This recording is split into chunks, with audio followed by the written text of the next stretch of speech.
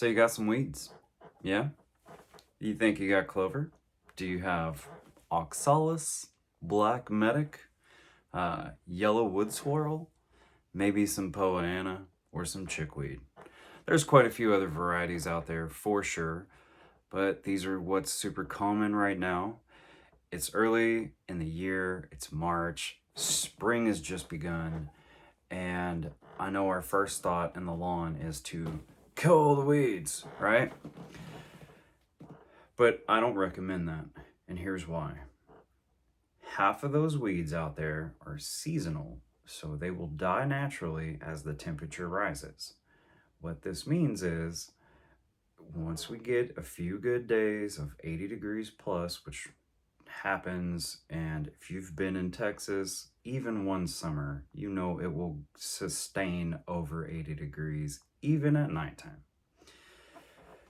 And we get in this frantic mess of treating for weeds, right?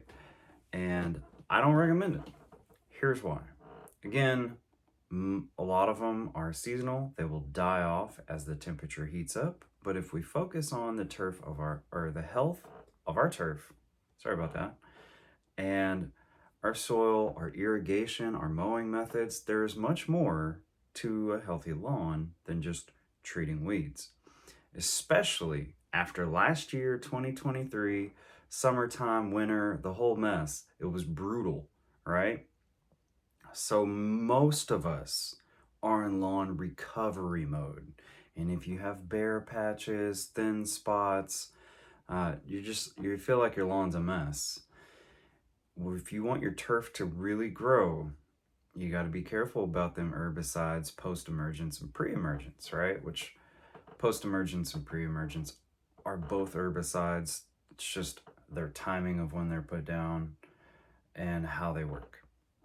Because if you put those things down, you are going to prevent new roots from the grass that you do desire, and mostly around here we have St. Augustine and Bermuda. What that causes is something called clubbing in root growth, and basically the roots try to drop, they get the herbicide, they basically quit going down, and they turn into little fat nodules sometimes, or they just straight up burn.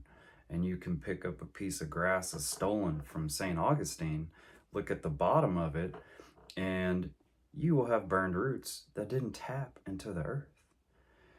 So if we figure out basically the watering and nitrogen input, you will drastically reduce the weeds. Okay? Now, there is a weed killer out there that I will recommend because it aligns more with how we approach things. It's called Fiesta Weed Killer. I have no affiliations with this company. I'm not a paid promoter for it. I just use it around my own house occasionally because I wanted to find something that works, that as far as I can find, it is a much more safe option than your conventional herbicides. You buy that stuff at RockyMountainBioAg.com. You mix it according to the directions. I would even go so far as to say I generally use about 10 ounces per gallon of water, and it will work on most broadleaf weeds. Now, grassy weeds are another story. I want to figure out a way to handle that, and I'm on it.